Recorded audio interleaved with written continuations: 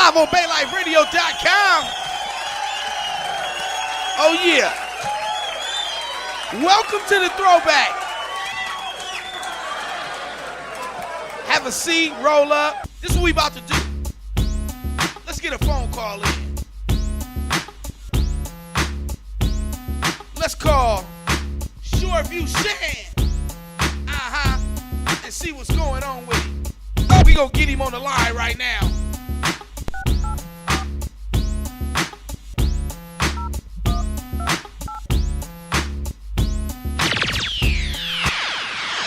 Live on BayLifeRadio.com.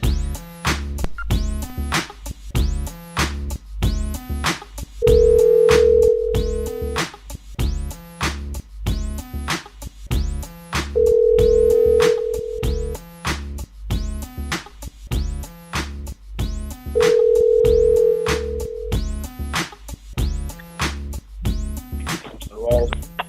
Hey, how you doing? Can I speak to SHOREVIEW SHAN, please? This thing right here, start with a cut.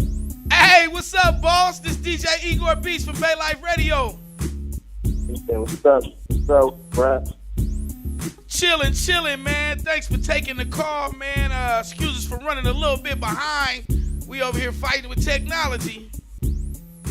Oh yeah, ain't no problem, no problem. I was just on your Instagram peeping out some of the shit on there.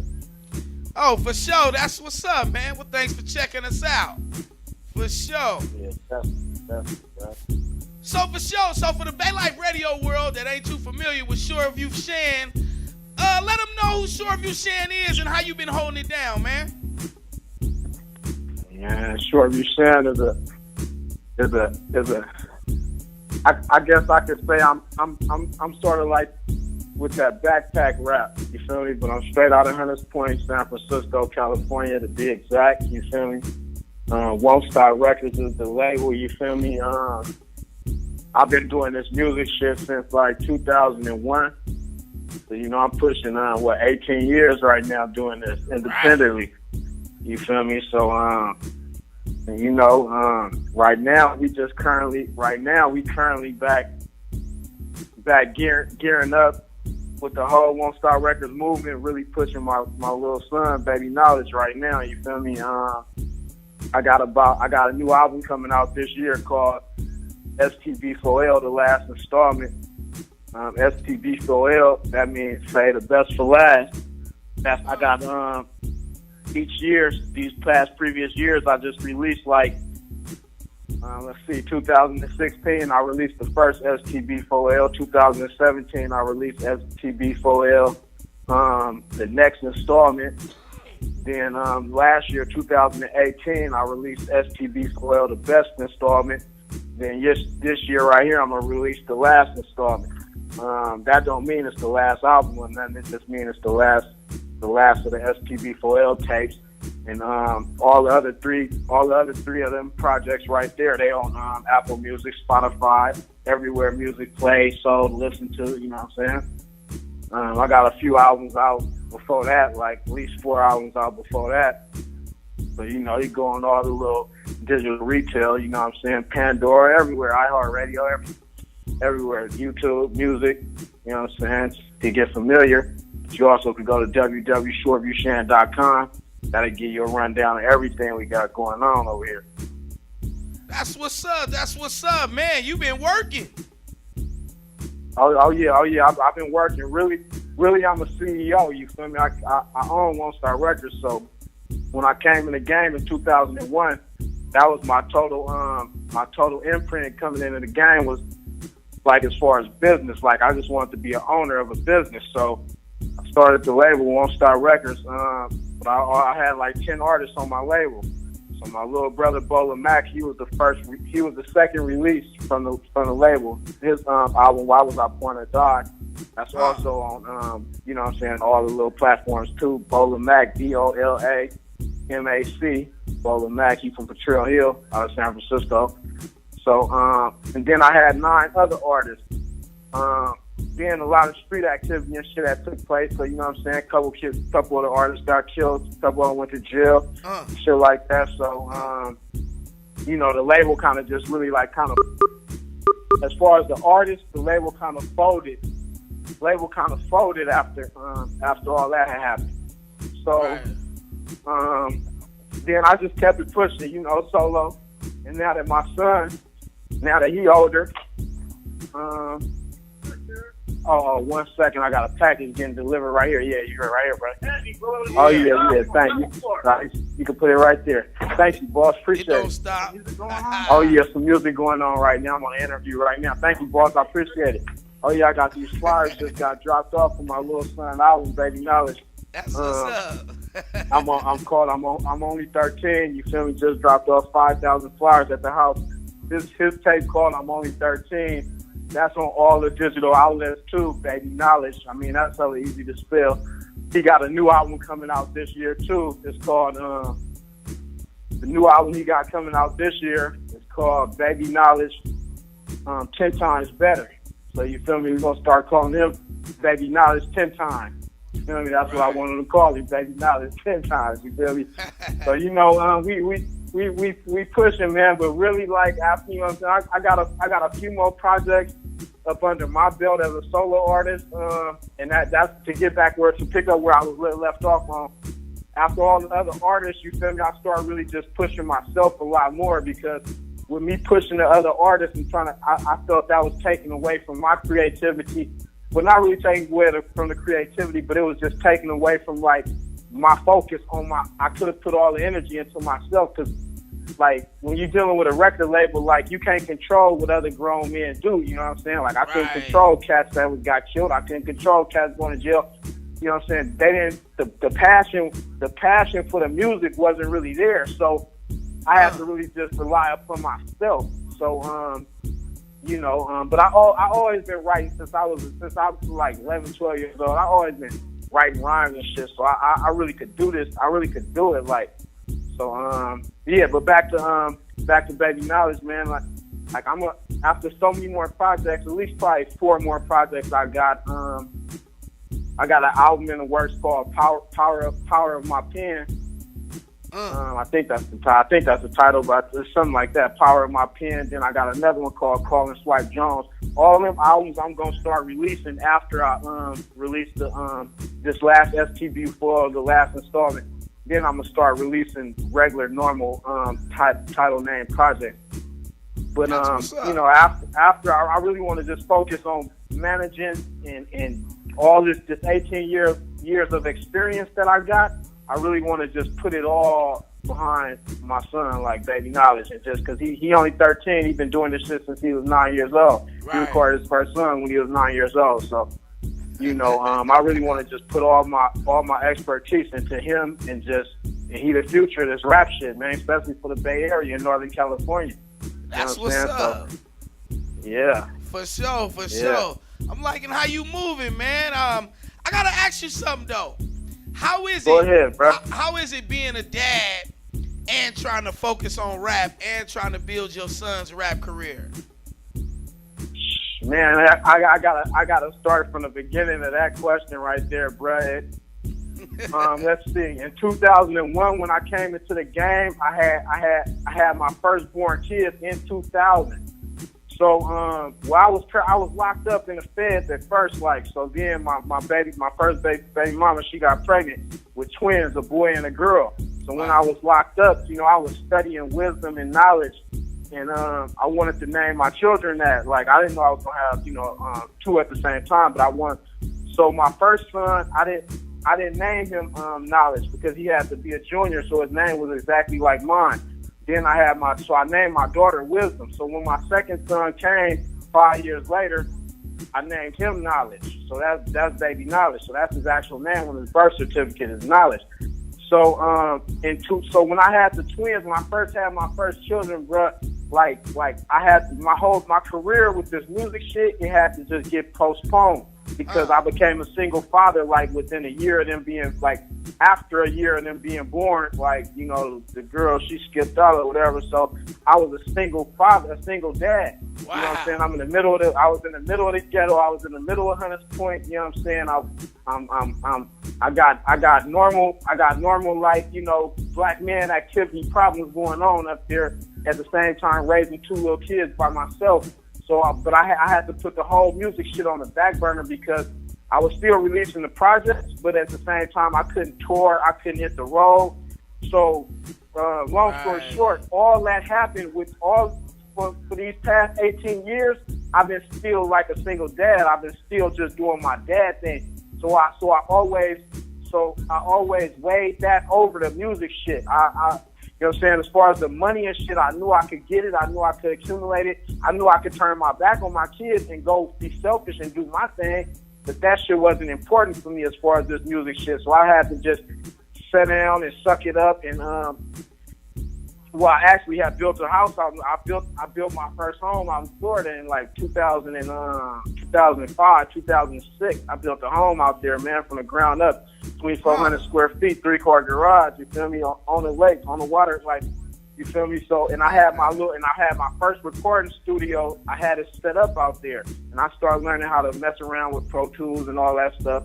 So I basically just had to be doing this shit from home base. Like, I had to stay grounded. I couldn't move like how I really would want to move. But now, since my, you know what I'm saying, my, both of my sons, my other son, he just turned 19. Baby Knowledge, he's 13. You feel me? I don't have no more small-ass children, so I'm able to kind of do my thing a whole lot more. But at the same time, like I said, I'm working to take this challenge on the road and do everything that I couldn't do, everything that I thought on. I'm trying to do it all through, you know what I'm saying, get a second win and just do it through him. But I didn't have nobody do for me what I'm able to do for him. So if I had a dad, or if I had a manager, or if I had another label, or just somebody to finance it and do all the stuff that they've been in the business and they got this knowledge, man, that shit go a long way. You know, we had to do trial and error, and plus we didn't have none of this social media shit. We didn't have YouTube and all that shit when I was releasing albums. You feel me? We had the local moms and pop record stores, which all my products was in there, but we had to distribute that our own self. You know, and you know what I'm saying, that shit could only get so far, but now you got a whole new platform. Like, we wasn't getting no radio spins, but now you got everything is radio spins now. Everything digitally, even if everything is considered damn near like radio spins, like almost like, you know what I'm saying, every time some, you know, they tapping in. For sure. Damn, that's deep, man. I'm glad you was so real with it. You know what I'm saying? And opening up, because you know, I deal with a lot of young men that, you know, they become fathers in the midst of their career, and it seems like they don't know which way to go, and they end up failing on both ends. You know what I'm saying? Music career fall, parent career fall, and they in the middle not knowing what choices to make. You feel me? Yeah. I gotta say, I salute you, man, for putting priorities in place. You know what I'm saying? Yeah, and that's that's where my blessings came from. I appreciate that, bro. And to tap in on just exactly what you said, like probably like 3-4 years ago, I had slowed up on recording because I didn't really have the access to do it, like, because I was working out other people's studios and shit. You know, finances wasn't right and shit, so I didn't have the access. But I was so hungry to wanting to write. I was like, man, I got hella stories up in me, like, you know, as far as that ghetto and the hood shit, man, I got so much stories up in me, man. So I was like, you know what, I'm just going to write a book. So I wrote my first book. It's called San Francisco American Ghetto Story. It's out on Amazon.com right now. So in that process, I became an author. Instead of just a rapper and shit, I became an author in that process. I also wrote a children's book called Baby Knowledge Builds a Clubhouse. My first children's book, which is it's going to be 9 more. It's going to be a collection series. I got 9 more to write. But that first one, it's out on Amazon also. It's called Baby Knowledge Builds a Clubhouse, my first children's book. So with me becoming an author, like, I got another book that's in the works right now, and it's called Single Father Story, Balance Between the Streets and Hip Hop. It's, you know what I'm saying? It's a dope ass book. This book right here is really gonna be my meal. It's gonna be my way out of this shit, bro. It's gonna be my meal ticket, like my for sure, like my guarantee. And it's not the only one. Actually, like, while I'm speaking on it, I got another one called The Pros and Cons of Marijuana. Those 2 books right now, I'm taking my time specifically with those 2 books, because those 2 books right there are going to be my key. If everything else failed me, them 2 books right there is gonna be my tickets right there. You feel me? It's like getting a you know what I'm saying, getting drafted or something to the NFL or something. Them my guaranteed for show hits right there. But and the pros and cons of marijuana, it's speaking particularly with my experience. It's not like a medical doctor saying about the shit or something. It's just about a ghetto nigga like me coming from the urban community, what I specifically dealt with. You know what I'm saying? I know my weaknesses, you feel me? I got 2 weaknesses, you man. It's women and weed, you feel me? And you to know your strength.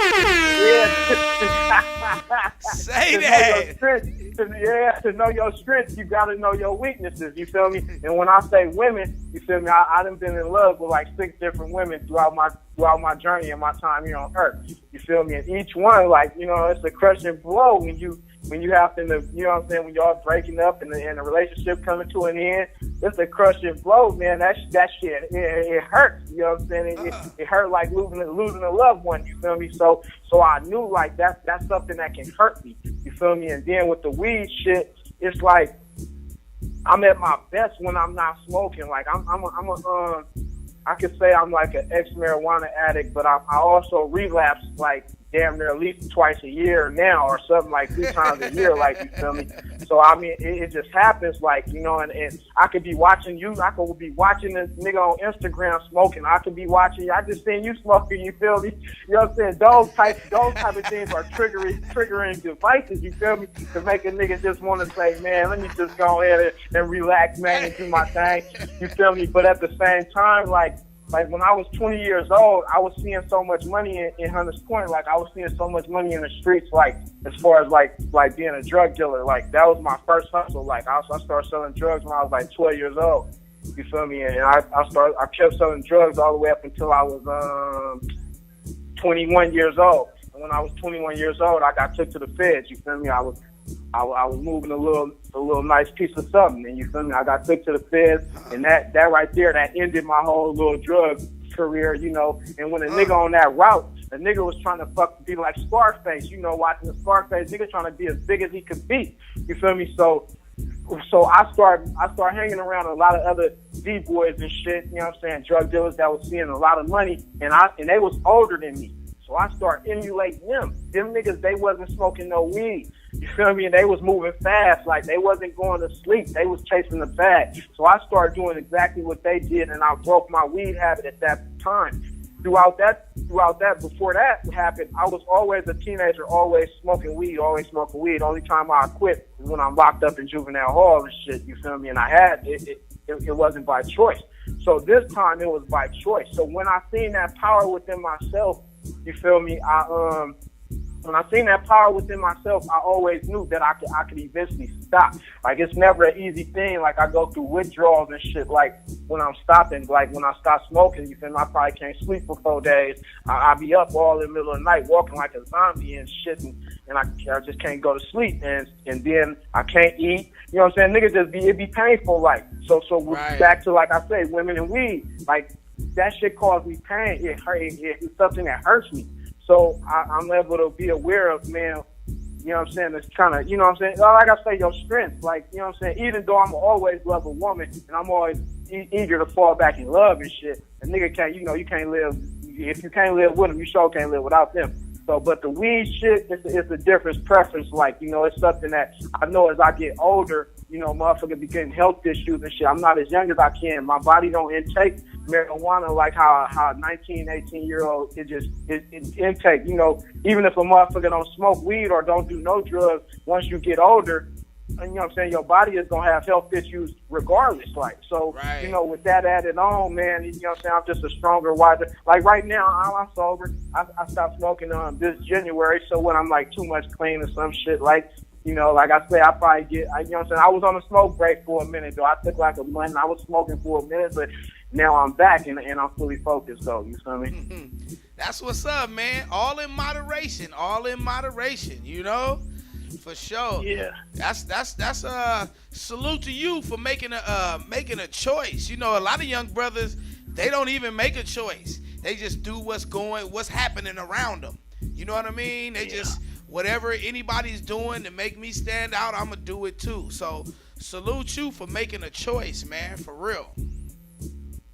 Yeah, that's exactly what they do because, man, like I say, man, I'm going to give you some real shit, man. It's like some shit that I think somebody pulled my coattail to a couple months ago, bro. They said, like, as far as, like, when you're growing up in the hood and the ghetto and shit, bro, it's like we attracted to shiny things. Like, yes. we attracted to what we see outside. All we got to do is look out our window and we going to see the shiny shit. We going to see the colorful paint. We going to see the loudmouth men and women, you feel me, motherfuckers disrespecting each other. We gonna see that shit. And one thing that I vowed to do, this is why I didn't leave neither, bro, when I first had my kids, and why I didn't choose my music shit over, bro, because like I said, I could have easily did it because I really put my career on hold. Like, you feel me? The reason I did it because I didn't want my kids raised up in the hood. Like, I was raised without my dad, so I knew everything. How I knew it would affect the kid because I didn't have it, so I vowed to make sure that mine had what I didn't have. Like, I knew what to give him because I didn't have it. So right. I knew my main thing was like, I'm not gonna raise them in this hood, like, you feel me? And I like how 50 Cent say, "Get rich or die trying," bro. And it would have been like, I'm gonna either move out of Hunters Point or I'm gonna die trying, like, you feel me? And like, well, I didn't necessarily have to die trying, you feel me? It was just like, well, I mean, it always was trying. That motherfucker always was trying to kill a nigga, though. You feel me? Even when I was 13, even when I was 14, that community was always trying to put me up under the dirt, bro. Motherfucker tried to kill me when I was 16 years old, bro. I ain't even supposed to be here talking right now. I ain't even supposed to have kids, none of that shit, if it was left up to another motherfucker's control. Because I was supposed to be up out of here, you feel me? But like, I moved, like I say, in 2006, my brother got murdered in Fillmore, you feel me? My little brother, my mama's son, you feel me? Wow. He like 2 years behind me, younger than me, you feel me? He got shot like 5 times in his face in Fillmore, you feel me? My little brother died like in, I think that, like 2006, you feel me? That first sibling that I lost, you feel me?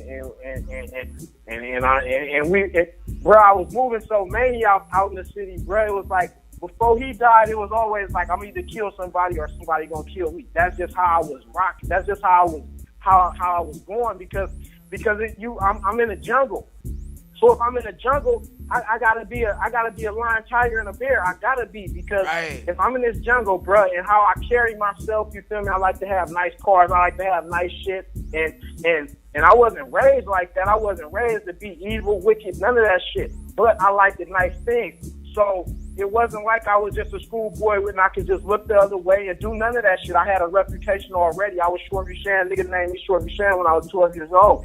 SHOREVIEW is where I come from. That's my hood in Hunters Point. You feel me? So nigga gave me that name and I rocked with it ever since.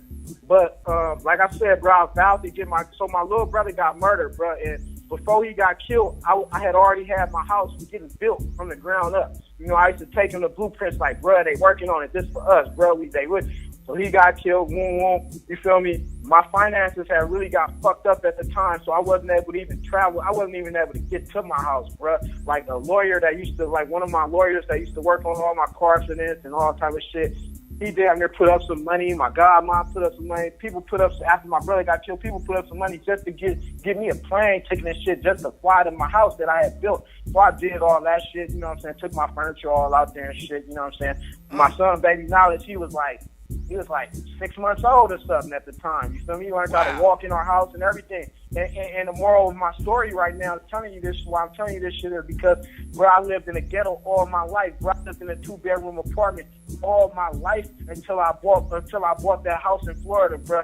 And when I bought it, I bought it for us. I bought it for my family. I bought it for my brothers. I bought it for just all of us that never lived in a home. You feel me? And actually, I bought it for my mom. Like my mom, my real biological mom got murdered when I was 7 years old. She got murdered, like in Hunters Point, like you feel me, like by 3rd and Revere and shit. She got stabbed in her heart. You feel me? So she got murdered when I was 7 years old. So, but before that, my cousin, a lady, she's really my cousin, but she raised me. My mom gave me away when I was born. Like, she gave all 4 of my brothers away when we was born. She gave my oldest brother, she didn't really give him away. He just lived with my grandmother, you know. And then then I was born.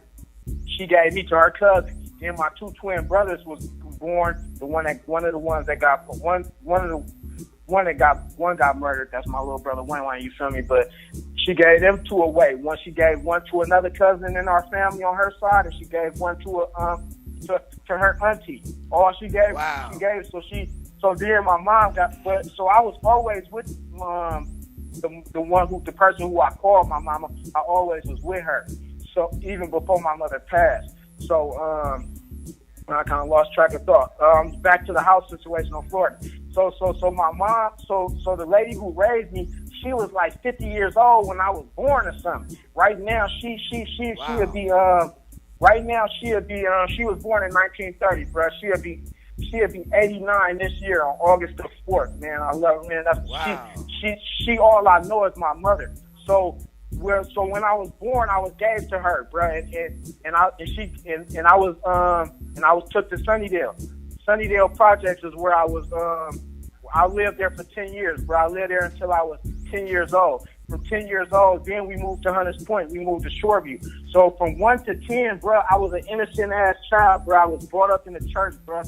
Like I was raised a church boy, bro. Like that's why I'm so blessed and shit. And that's why I got a story, and that's why that's why my legacy gonna be so strong, because I'm a child of God, bro. And the reason I'm a child of God is because that lady who I'm speaking of, she introduced me to God, because she was a church lady, bro. She introduced me to God, and that's how I'm able to introduce my kids to God. And so we moved to Shoreview, and then I lived in Shoreview up until I was 25. Then I was back seeing a lot of money. After I got out the feds, I started doing a different type of hustle, dealing with women and shit. My cousin turned me on to that type of shit. You feel me? Like, what the Bay Area young niggas doing right now, what this shit is known for out here now. That shit wasn't going on back in the days when I was a drug dealer.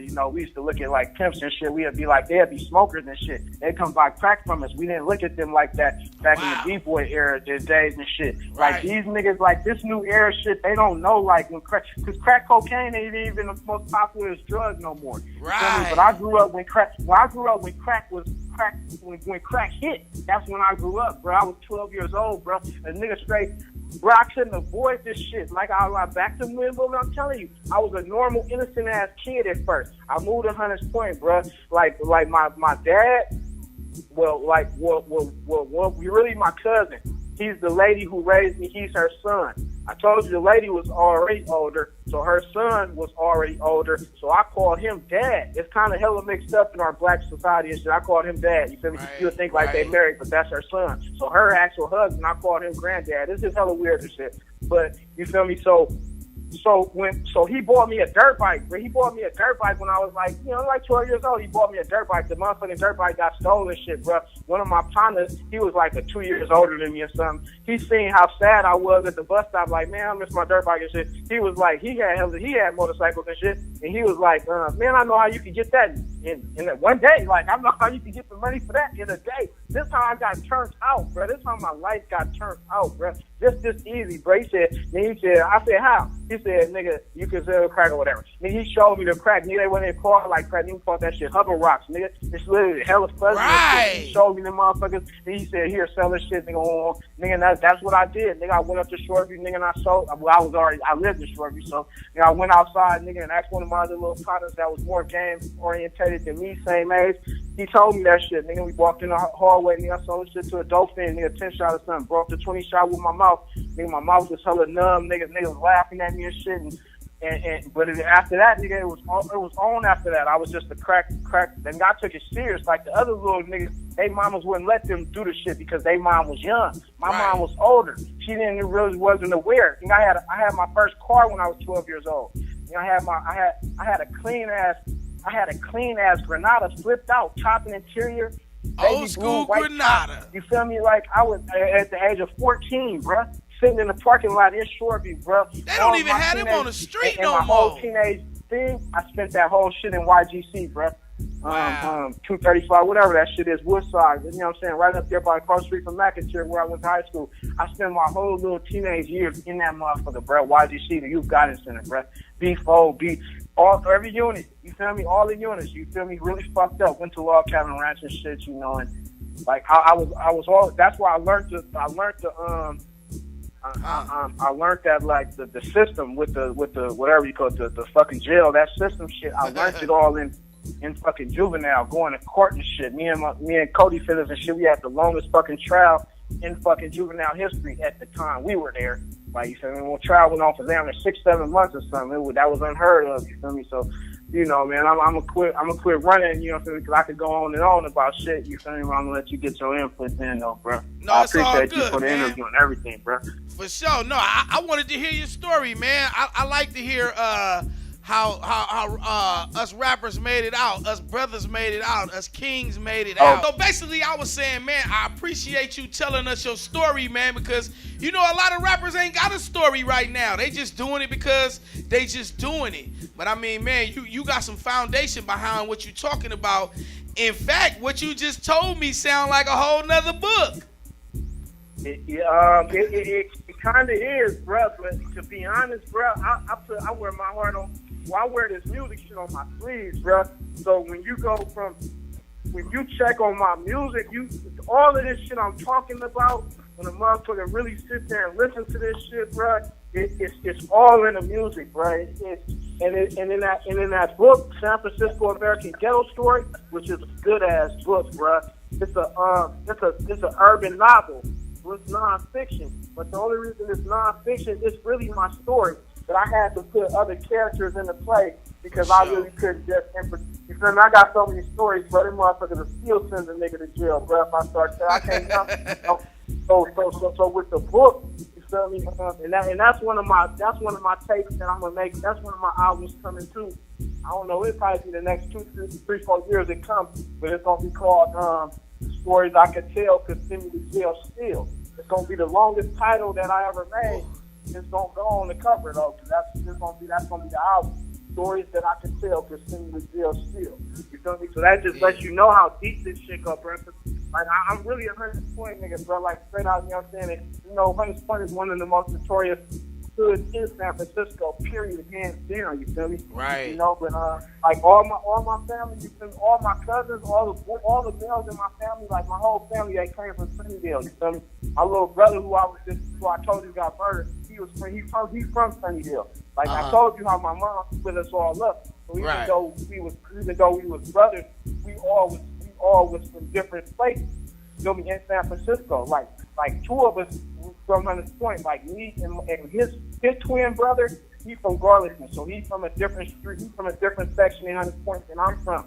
And that's why I got love for Garlington niggas. Like hands down, I love them niggas like they're my brothers because my little brother was over there. So even so if anything happens to my little brother, they know I'm gonna ride on my own niggas over my little brother neighborhood because nigga, that's my blood. So it was always offered like that. Like even though I'm a Shoreview nigga, and I'm from Shoreview, I function with Garlington niggas heavy because my little brother was from there. You feel me? So like when problems arise, like any hurt come that way, then it's gonna be. Like I say, bro, I'm gonna turn on my bro. That's my blood. No, I feel you. Yeah. It's all good. It's all good. So and then my little other brother, like I say, from Sunnydale, my little brother Wayne, you feel me? When I got killed, you feel me? And you know, I used to be 14 years old, man. I'd drive my Granada all the way from Hunters Point all the way over. I could barely feel the steering wheel, bro. Right. I was a young nigga, bro. Man, you gonna make some of these little cats Google what a Granada is, boy. I ain't seen one of them on the streets in about 15 years. Yeah, but city niggas was dipping them things, though. We was wet. Right. Remember the old school? Remember you used to put the old school phantom tops on them? Yeah. I had a ruffle top on mine. Right. With the light. I had the lights on. I had an all-white ruffle top on mine with the lights on the top, bro. My shit was clean, right? It was burn rubber all in the middle of the store, seeing that motherfucker. I used to just do hella shit, like, you feel me? The people in my neighborhood, they know all this shit is actual factual, bro. But like I say, you don't see kids. Like, I wouldn't let my son, like, baby knowledge, that nigga know how to drive and shit, but I wouldn't let him do it. I could have been dead, bro. I had so many car accidents and shit, but I wasn't supposed to. If I had a dad to do me right, bro, nobody wouldn't let me get away with all that shit, bro. That shit could have cost me my life. So I'm just lucky, and it's all about luck, bro. I just got lucky, For bro. sure. Everybody didn't make it out, bro. I got niggas. I just told you about my artists and shit, bro. I got niggas that got headshots and they gone, bro. They gone and they had kids, bro. Yeah. Like and they had kids. Real life and story. They kids don't even got their dad no more, bro. So I be fortunate and blessed when I'm able to take my son to his little football games and raise him the way I raised him, bro. Because I could have, you know what I'm saying?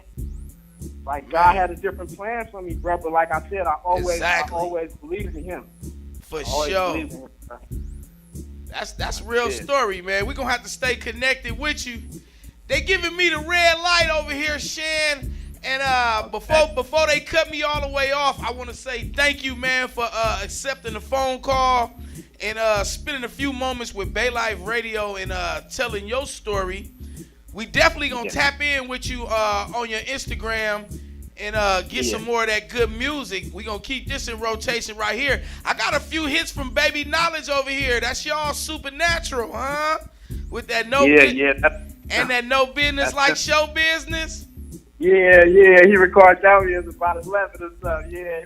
For sure. I'm sitting over here. And one last thing I want to let you know, bro. You always can tap in on my outlets, bro, because I Won't Stop Records, I also own my own multimedia company.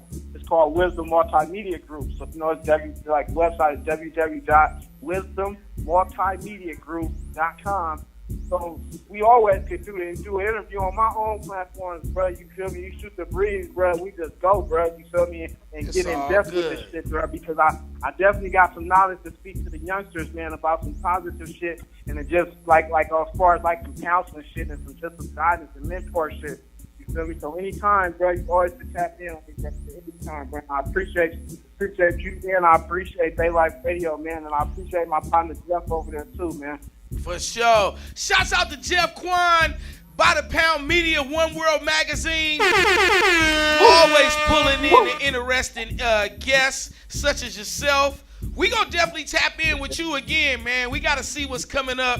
We want to see what's unfolding with Baby Knowledge. You feel me? That's what we gonna do. Oh, yeah. Hell yeah. The future, bro. I'm trying to see the future, bro. I'm putting it all in him. He plays football and shit too, you know, but I can't buy his way into the NFL, but I can buy his way into the draft shit, you feel me? That's right. For sure. Shouts out to all the guests at Bay Life Radio for listening in. Live interview with SHOREVIEW Shan. We gonna tap in again with you soon, Shan. In the meantime, we walking out the door to this one. Y'all check this one out. Y'all get him offline. This Baby Knowledge. Supernatural. Yeah. Peep the video. We out. Thanks, SHOREVIEW Shan. Yeah. Thanks, Igor. I make the beat, love it. Peace. I'm only 13, I make the streets love it. Strictly for my brother, strictly for my mother. Religious to won't stop, players to no other. Show me you really for me. Is you really my homie? Is you rocking my movement? Is you SHOREVIEW rocking Shan. and mobbing for me? This is son right here, Baby Knowledge.